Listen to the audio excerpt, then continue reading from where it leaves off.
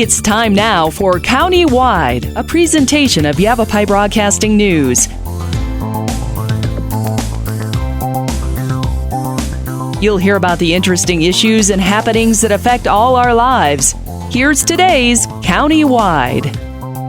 Welcome to the program. It is County-Wide. I'm Brad Miller, and we're happy to welcome a guest doing the second of two parts with Sarah Townsley. Sarah's with the Yavapai County Office of Emergency Management. She is the PIO there and an emergency management specialist. We say welcome back to the studio, Sarah. Thank you for having me. Good to talk to you again. And great stuff in our first segment. Folks heard the other day, and YavapaiReady.gov is one of the websites, YCSO.gov, the place to look for some of that information.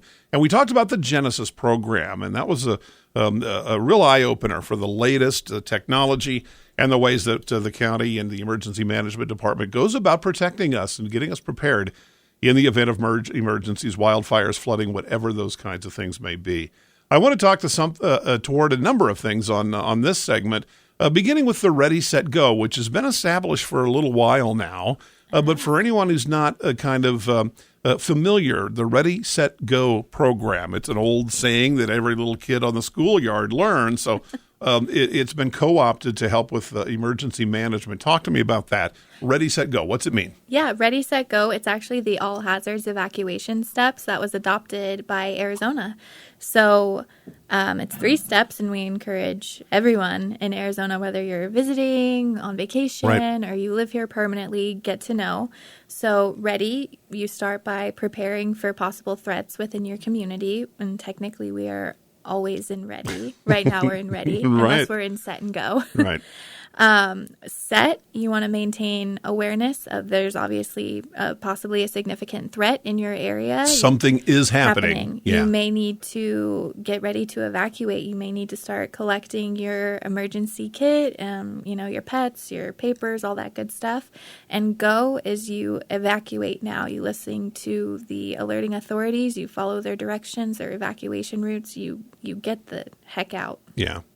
Thinking about that with the Go orders, and a lot of times folks have it in their head about, where they're going to go. Well, I'll go and I'll stay with my daughter, or I'll go, and all of this. You may not have access to the daughter. The fire, say, may be in that direction. That portion of the road is impacted or closed or what have you. So you've really got to take a kind of a broad approach and have kind of sort of not just one Ready, Set, Go plan, but several. Yeah. Is that kind of accurate? Yeah. Usually the evacuating alerting authorities will have the proper evacuation route to get you to where you're going. And when an emergency happens and people need to evacuate, we work with the American Red Cross and other sheltering agencies to set up shelters. And that way people know where they can go. Yeah. And if they have pets, we have some amazing volunteer groups. We work with Laser, the large animal sheltering and emergency readiness. I've got to talk to them. Yes, they're awesome. They really are. Yeah. They do domestic livestock, and they're amazing people. And they set up shelters for people with, chickens and horses and cows, goats, all that good stuff. And we also work with animal disaster services. Right. And they do more of your sheltering for your dogs, your cats, your domestic hamsters. pets. Yeah. Gotcha. All that good stuff. Yeah. Well, and see, these are things we don't even think about. Right. So that bounces us back to the first one, the Ready. And I want to spend a minute on that. When we talk about being ready, and we should be getting ready right now, we talk about having like a go bag. Yeah. And that should include like prescription medications if you have them, some extra ones or something labeled, so it's there, it's by the door or someplace that's clearly accessible to you so that you can grab it on the way out. And this sounds like gangster superhero type stuff, but this situation can happen, and it has happened. Anybody who's been through it is going to be thankful that they were ready with this program. What is Ready? Let's kind of spice or pull that apart a little bit. Ready means what? What should I do today so that I'm ready? There are so many things you can do to get ready, but basically what you said, start with an emergency kit. That's what we recommend. They're very easy to throw together. We can go off the 5 Ps of evacuation. You want to have your people. You want to have, prescription medications that you may need, some extra ones. important papers and documents, marriage licenses, birth certificates, social security cards, personal needs, extra toothbrushes, some toothpaste, water. Water's a big one. We recommend, I believe it's 72 hours worth of water, and it's a gallon per person per day. And you got to think of your pets too. If you've got pets, they're going to need water and food and all that good stuff. Non-perishable food items. That's a great thing to store in your emergency kit just in case. And priceless items. So things that you would just be incredibly sad about if you were jewelry, lost. say. Yeah, jewelry, family heirlooms. We used to talk about photos, and in the digital age, that's kind of changed a little bit. But anything that's important to you that cannot be replaced. Yes. If, say, there's a fire or flood, if the damage does come right up onto your door and into your living room and into your home, what are the things that you cannot part with? And those 5 Ps list all of them, or a good many of those kinds of things. Sometimes I wonder if we don't do these things because now it's on our mind and now it scares us a little bit, because there can be anxiety about it. During fire season, you see smoke and people pay attention to it around here, as well they should. And do you ever kind of feel that folks just, if you're not ready, it's because, it's kind of like planning for your own funeral. Nobody wants to talk about it, but it's an important thing to do. Exactly. I think you hit it on the head. And as much anxiety as fires and floods and, any number of emergencies can give us, it's better to be prepared than sorry. We tell people to be prepared and not to be scared. Yeah. Prepared, not scared. It's better to be, yeah. So there's ready, there's set. When we talk about set, and we chatted a tiny bit about this in our first segment, that it is not given lightly, the go order, the evacuation order. Our emergency responders and officials really do understand what they're saying to people when when you say someone leave your home. Yes. So that order is not issued without a lot of thought and a lot of preparation, and that's what you folks work on all the time. Yeah. How does that kind of happen? I know every situation is going to be different. Every place that it can occur is going to be different. But how many different kinds of players or hands are in on that when we say, well, it's time to evacuate east side of Cottonwood? Local police will be on. Who would be on a decision like that? Yeah, you have your local police and alerting authority. You've got fire agencies. You probably have state fire. If there's a national forest involved, you've got them. Sure. You have obviously emergency management, right? And local leaders. Your board of supervisors for the county. You think city mayors, town mayors, all that good stuff. There's a lot of people coming together and, making these collective decisions, because it's not a decision that they make lightly. Yeah, it's a big deal. Yeah. It is. You don't want to wait too long. You don't want to be premature. It's just not something that we just, let's just get them out of the way in case, that's, well, it is, but it can be a big deal. It can be more than an inconvenience. It can become a health hazard in its own. Yeah. A lot of people trying to move quickly to a different place, that can be interesting. And you guys have thought about it and planned for it and ready to all of us for that. We need to take another short break, so we'll do that. Again, our guest is Sarah Townsley. It's kind of summer kickoff season here with our Memorial Day holiday getting us into summer. Want to talk about a little bit of heat safety that we should all know by now, but we're talking to you, tourists and visitors as well. Some swimming pool safety, make sure that campfire is out and those kinds of things. We'll do that with Sarah Townsley, Yavapai County Office of Emergency Management. It's countywide. We're back right after this. Life changes, then it changes again. Predicting the unexpected in life is impossible. That's why it's called unexpected. So when it comes to financial goals, our philosophy is don't predict, prepare. Hi, I'm Edward Jones financial advisor Matthias Sandoval. A job loss, change in health, or a loss of a loved one can have a big impact on your family's financial security. Let's work together to help make sure you're equipped for life's unexpected events. Call our office to schedule a face-to-face appointment. Edward Jones, making sense of investing. Member SIPC. Verde Solaire, your hometown heating, air conditioning, and plumbing company in the Verde Valley. And your trusted North Central Arizona Goodman dealer. Goodman is a name you can trust with the revolutionary Comfort Bridge technology, factory installed into select Goodman gas furnaces and air handlers to ensure the entire system operates at peak energy efficient performance. Verde Solaire offers free in-home estimates Locally owned and operated since 1983. Visit them at verdisolaire.com. Better, cleaner, faster. Let's talk. That's the message from Jonna Randall Murdoch, your local Farm Bureau agent, providing a personal touch when making insurance and financial decisions. Jonna will simplify your insurance needs while offering competitive pricing.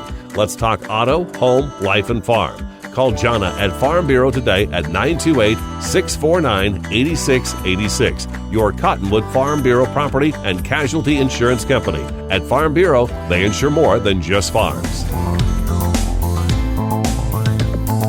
Welcome back to the program. I'm Brad Miller. It's countywide, and our guest, Sarah Townsley, is the Yavapai County Office of Emergency Management, PIO. And Sarah, we get summertime going, and that means backyard swimming pools and things like that, even kiddie pools. And we just do want to mention those can pose a hazard. So supervision with little kids, obviously, but swimming pool safety is something we always need to kind of think about. I know emergency management kind of has a different purview than this, but we want to mention that because it is summertime, and whether it's the river or the backyard pool or even the kiddie pool, we got to be careful. Absolutely, yeah. We always want to make sure that we are swimming supervised, especially with kids. And wearing your sunblock, making sure that kids are wearing the proper flotation devices suitable for their age and stuff like that. Yeah. And even establishing a buddy in the pool or the river when you're swimming, who's going to watch your back and keep an eye out for you, because sometimes those currents are strong. Oh, yeah. Oh heavens. We know that. Even like I remember when my kids were small, dropping them off at the public school or pool where there's a lifeguard, but you say, hey, you mentioned the buddy system. That kind of clicked for me. It's like, keep an eye on, one another. Those are always kind of important things. Let's talk about campfires. Yes. Campfire season. As we record this program, I don't believe we have any fire restrictions. They'll probably come as they do every summer on our national forests and whatnot, but campfire safety is just always huge. That's where so much trouble can happen if we're not careful. Never leave a campfire unattended, and never leave it burning or smoldering. We recommend that you follow the Smokey the Bear guidelines, as we say. I believe it's drown, stir with a shovel, drown, stir with a shovel. You drown, stir, repeat, and then they recommend to feel it with the back of your hand to make sure that it's not smoldering, and make sure that it's out before you leave. Think about that. Now, I don't want anybody to get injured. I had a firefighter tell me years ago, you should be able to stick your hand in that muddy mess. Mm-hmm. Now, that's out, know, and until it's that far. And I just wonder if folks, it's hard for me to picture anyone just walking away from a fully lit campfire. I think most people have a good intention, and that can be part of the problem. You just don't drown it enough. Yes. Whether it means water and or sand, whatever you've got to do. And remember, the bigger the fire you make, the trickier it's going to be, or more intensive it's going to be to get it out. But gosh, it's so important. It's incredible what the wind can do. You break camp in the morning, you think you got that campfire out, but the afternoon wind is going to have something to say about it. So it's so important. Incredibly important. And I know, the National Forest, they have a hard time every year going around and checking campfires and making sure that they're fully out after people leave. Yeah. That's a big part of their job. Yeah. They're the real heroes. Yeah. Well, and they are, and they can't do it all. Right, they would if they could, but you don't know where everybody's camped necessarily. In designated campgrounds, it's a little bit easier, but out on the open forest, it's got to be the user's responsibility. Mm-hmm.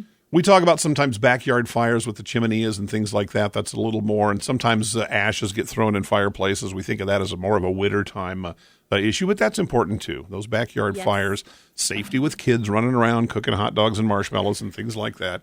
All of these things bear, kind of acknowledging. I want to mention helmet safety. We're a little bit off of what Yavapai Emergency Management does, but as we're on these kinds of things, the quads and the side-by-sides, and the kids are out doing that kind of stuff. And I always say kids because a lot of times I see youngsters without helmets. Mm-hmm. Put the helmets on.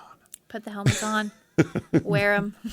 do those kind of things. Something else I saw on your website was something about a smart 911 safety profile. Yes. I've got my dad has mobility issues, and it sounds like it's for folks who maybe can't just get up from the couch and run out of the house if they need to. They may have difficulty. Is that what that's for? Yeah, Smart 911. It's actually called Rave Prepare, powered by Smart 911. Okay. And it's an access of functional needs database where people who do have, like you said, mobility issues or people on medically powered devices, really it's for anyone. You can go to, I believe it's smart911.com, or you can go to our website. Sure. There's a link to that there. And you can go on and register and sign up and put in as much or as little information about what you might need help with. There's buttons in there that you can, boxes to check if you may need help during an evacuation, that you may have mobility issues. If you are on a medically powered device and there's a power outage, and, stuff like that. Supplemental oxygen. Yes. Okay. It goes so deep that you can even put your pets in there, and you can upload little pictures of them and, put their names in there. That way, in case of an emergency or an evacuation, the people who need help evacuating, they could say, my pet needs help too. And, right.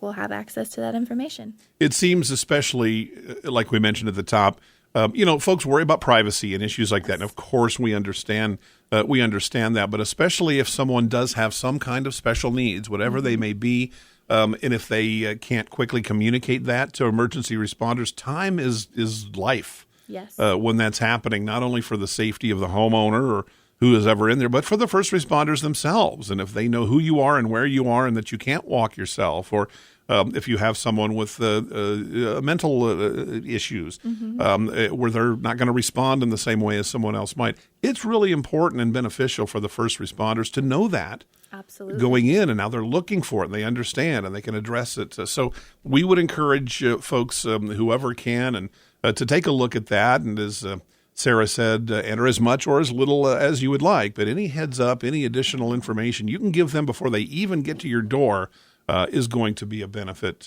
if the emergency does come. Yes, and it is all HIPAA compliant. Yeah. Yeah. The best part. No, I'm glad you said it. Explain that, though. HIPAA is what? It is the privacy for your healthcare. Disclosing someone's, Yes. Yeah, Mm-hmm. So if it's on there, it can't be shared. Exactly. Except with the people who are pertinent to your rescue and those kinds of things. I'm glad you mentioned that. We need to take a final break. Sarah Townsley, our guest, Yavapai County Office of Emergency Management. When we come back, we've got some websites and that kind of information so you can look in depth about Ready, Set, Go, find out about the Genesis program, find out about different ways that the emergency management folks have worked to make a safer community for us. It's countywide. We'll be back right after this. Life changes, then it changes again. Predicting the unexpected in life is impossible. That's why it's called unexpected. So when it comes to financial goals, our philosophy is don't predict, prepare.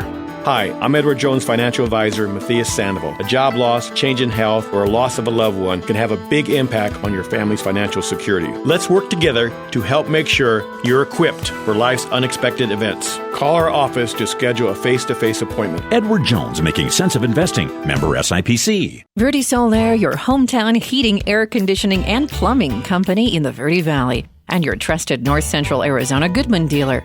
Goodman is a name you can trust with the revolutionary Comfort Bridge technology factory installed into select Goodman gas furnaces and air handlers to ensure the entire system operates at peak energy efficient performance.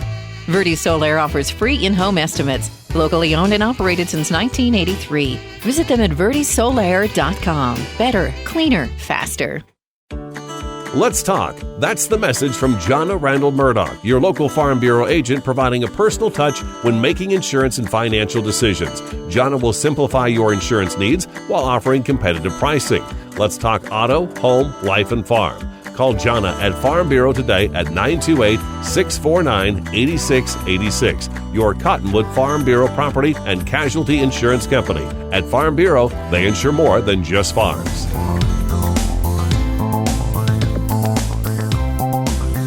Welcome back. Our final segment and two programs with Sarah Townsley. So much information to talk about out of the Yavapai County Office of Emergency Management. And we thank all of you, your team, everybody behind you that helps put these things together. And we talked during one of our breaks, I think, about how we take you for granted, just like we do with fire and police so often. But boy, when we need you badly. And so we appreciate the work that the Emergency Management Office does and the good people there. One of the things that I know we mentioned in our first segment is we talked about the zones for the Genesis program. They're not all completed yet. I don't know that I asked you about that or mentioned that. So there are some works in progress. You can sign up, but there's going to be some more kind of fine-tuning. Right, yes. So currently we've got zones in the unincorporated areas of Yavapai County. So you want to think like Kirkland, Will Hoyt, Mayer. Okay. Camp Verde has it. Jerome has them. The town of Dewey Humboldt. And then all of the other jurisdictions are working on their contracts. So we hope to be the first county in Arizona to have evacuation zones everywhere. We're actually really excited. Be prepared. Any idea on the time frame? Soon. Yeah. We hope. Okay. We've been working on it hard, so yes. It'll be happening fairly quickly. All right. So get signed up for that if you haven't already, and go through the YCSO, the Yavapai County Sheriff's Office website. A good kind of starting place. Beyond that, YavapaiReady.gov. And then if you want to look at the protect.genesis.com, GENASYS, real impressive. I thought it was really pretty cool. It's just a peek behind the curtain at how modern technology is always at work to kind of make our community a little bit safer. Ready, set, go. We talked about in this program, this segment, and boy, that's so important. If you're not ready just yet, and Sarah kind of described those parameters, get ready soon. You don't know when the fires can come or the floodwaters can rise or whatever the case may be. And then that Smart 911 safety profile, I think that's real handy because I've got elderly parents and they should be on that if it's in their community, kind of letting people know if you're in a wheelchair or have supplemental oxygen or whatever the case may be. That's really a good idea. Yeah, absolutely. We're really excited to have that and to offer that to the community. So the first responders know as much about you as they can. It'll be helpful to them, make them safer and be able to move more quickly. Yes. Sarah, thank you so much. Again, good talking to you. Sarah Townsley, Yavapai County Office of Emergency Management. I'm Brad Miller. It's Countywide, and we'll see you next time.